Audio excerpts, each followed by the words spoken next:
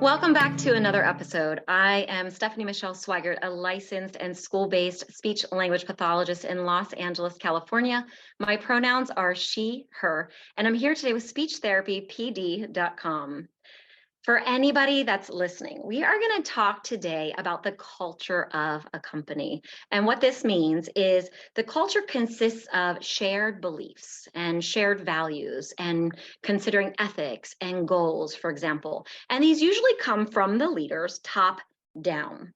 And they are then spread throughout the organization and reinforced through various means.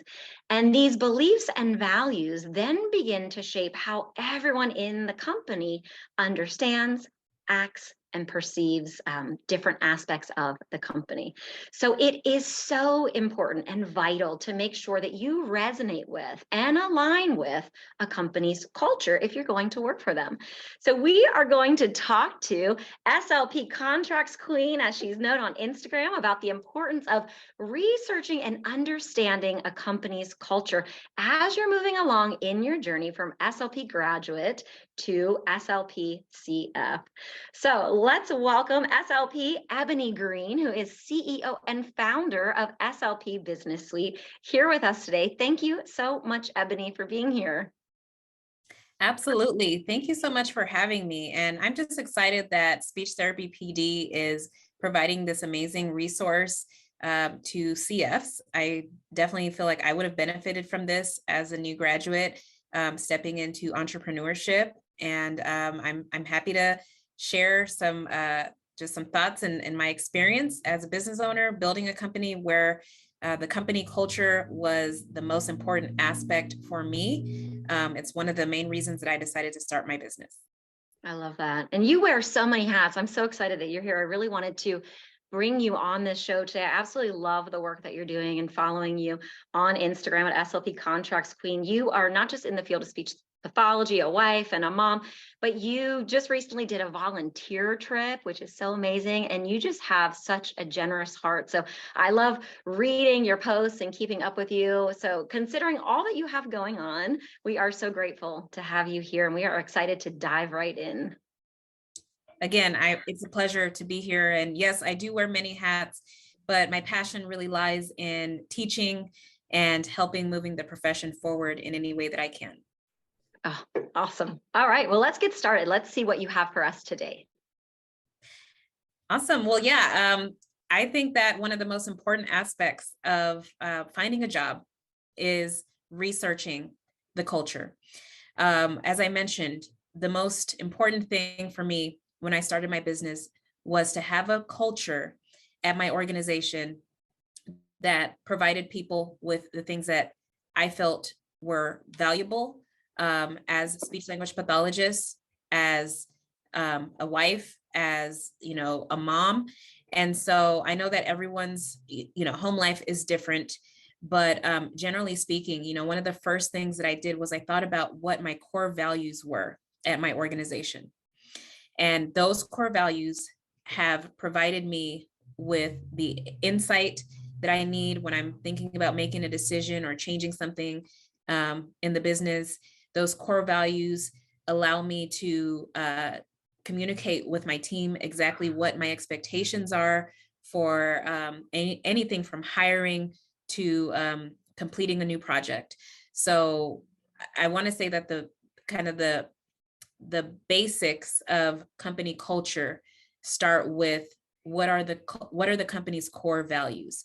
And I know we're going to have a 30-minute discussion about this, but that's the first thing that you should find out is what are the core values of this organization, because the core values can tell you a lot about the owner.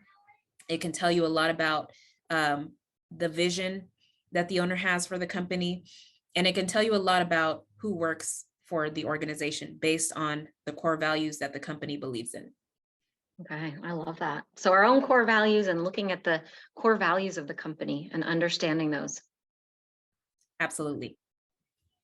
So next, I just want to talk about, beyond the core values, knowing what the company's presence is like online. What is their reputation? When we, think about investing in a product or going to a new doctor's office or a hair salon, the first thing we do is we check out the reviews online.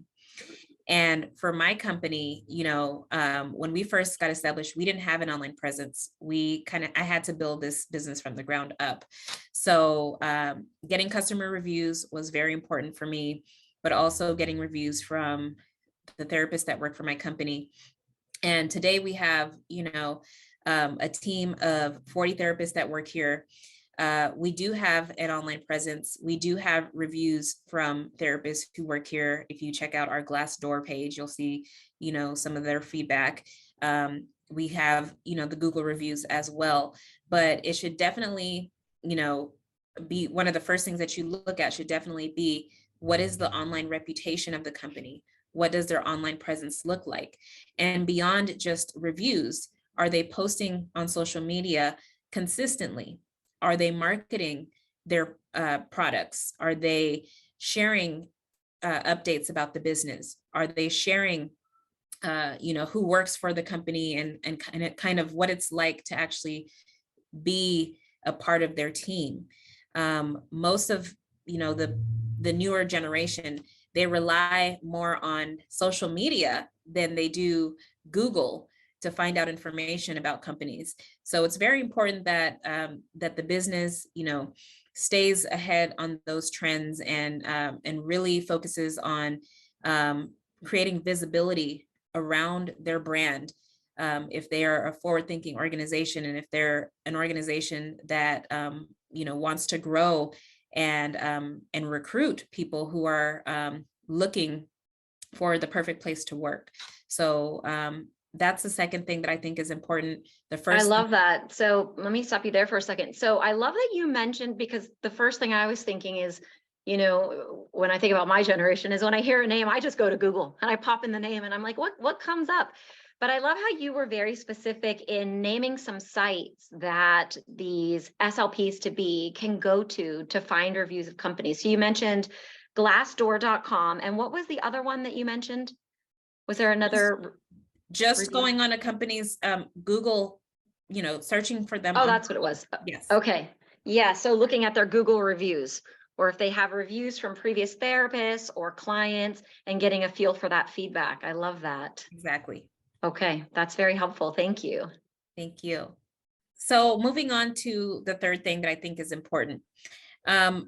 We talked about reviews, we talked about Glassdoor, which I highly recommend. If you haven't checked out a Glassdoor review, for an upcoming job, look at it for a previous job, because it can really give you some insight as to, maybe some of the things that you experienced, and just kind of gives you, an overall picture of what the employees feel about working at that organization, what the culture is like. I remember when I was in college, there was a website called Pick a Prof. And I don't know if this was something that everybody had at their university or had access to, but Pick a Prof was a way for you to read reviews written by students about professors. Oh, wow. So, I've never heard of this. Yeah, it was amazing, because you got to find out what their grading style was like, and how difficult their tests were, and were they going to give you the lecture notes ahead of time. And so that was a great resource, just for me to decide, do I really want to take this course? Is this going to be in alignment with my schedule and kind of, my learning style? So definitely utilize Glassdoor. This is an employee, and I'm not affiliated with them. Let me just say that, but it's an employee based review system where they go in and write the reviews. These are not written by the company or by the business owners. Indeed also has reviews, believe it or not. So you can check out reviews on Indeed. Oh, I didn't know that about Indeed. Yeah. I post job ads on Indeed, but I didn't know they had reviews. You have me thinking, I need to go look this up. Yeah. So there's a lot of resources out there for, current and former and future employees. But again, you want to get that insight into the culture, the work-life balance, and the management style at any organization that you're considering becoming a part of. Yes. And you've got me thinking now. So if a company does not have, say, reviews online for whatever reason, I guess we could always just ask for, would somebody be available from your company as a reference for me to talk to, just to ask questions about their role in your company or how things are going? Is that something that's typical, that an SLP to be could reach out to a company, and if they're interested, say, would I be able to speak to somebody in your company to ask some questions, and another employee to get a feel for these types of things? Yes, and actually that was going to be my next tip, Oh, okay. was to network. That's Network. considered Okay. networking, right? So reaching out to current or former employees, um, either in your network or Okay. someone who works for the company, just to ask them about their day-to-day responsibilities and to ask them about the company culture. And you should also, ask them about any challenges that they may have faced. Not No company is perfect. So it's good to know both the good and the bad. And I Oh, that's remember, a good point. People might yeah, not think to say, what are some of the difficulties or challenges? absolutely. You want to know, everything. I remember before I started my first job as a school-based therapist, I requested to shadow the SLPA that I was going to be replacing. And I did that on my own, for a week. I did not get paid, but I really wanted to know what it was like to work at that particular school. Wow. And I wanted to know, what the day-to-day looked like as a contract school-based therapist. And so those are opportunities. I don't believe any business owner, at least I know I wouldn't say no to something like that, because I want you to go in confident on your first day on the job. And what better way to do that than to have, some on the job training and to kind of get to shadow someone who's doing the job that you're going to take on. So I think that's great for everybody, because as you're saying that, I'm thinking about how it would work for both parties. So you're learning about the job, but it's also the company's making sure that you want the job. Because if you don't know enough about the job and you go into it and then you realize maybe I'm not aligning with, X, Y, and Z, and you leave the job, that hurts everybody, right? So it could hurt the clients if there's not consistency, and then there's turnover in the company as well. So I think it's good for everybody to do their homework and to make sure that the SLPs to be really want to be there and align if they're moving forward with that position. Yes, I definitely agree. And so one of the things that we do here, at my company, and I know you mentioned that I was the owner and CEO of the SLP Business Suite, but I also own a private practice. And so my private practice, we have a very strong company culture at CASA. Just to, give a little background, where I'm located, there aren't a lot of SLPs of color. And so one of my objectives when I started CASA was to create a company where there was diversity and inclusion, and where we had a culturally and linguistically diverse staff, as well as patient caseload. Myself being an African-American woman who happens to be bilingual, I'm not Latina, but I have a lot of experience working with children who are bilingual, families that are bilingual. I used to be a former Spanish teacher, and so I have been able to use these gifts and my ability to, speak Spanish and connect with those families, and incorporate that in my private practice. So the name CASA means house in Spanish, and we started out as a home health agency, and then we grew to now we do clinic, and we also contract with schools.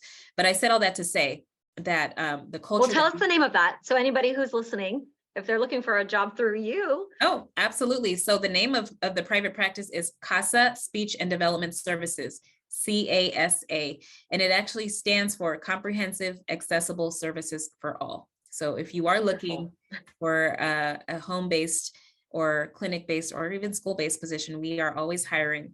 But the culture here at CASA is very much, diversity, inclusion focused. We are very family oriented. And those were some of the things that I wanted to have in my dream job. And I wasn't able to find that in a lot of the jobs that I worked in previously. So when someone comes and works for us, the first thing we look at is how do they feel about our core values? How do they fit into this culture that we've created around, professionalism, diversity and inclusion, having a work-life balance, because those are the things that are important to us. And again, just going back to, you can look at reviews, you can look at, you can come and shadow and see in the clinic that the culture is reflected in the day-to-day, both here in the office and out in the field when we go into the homes.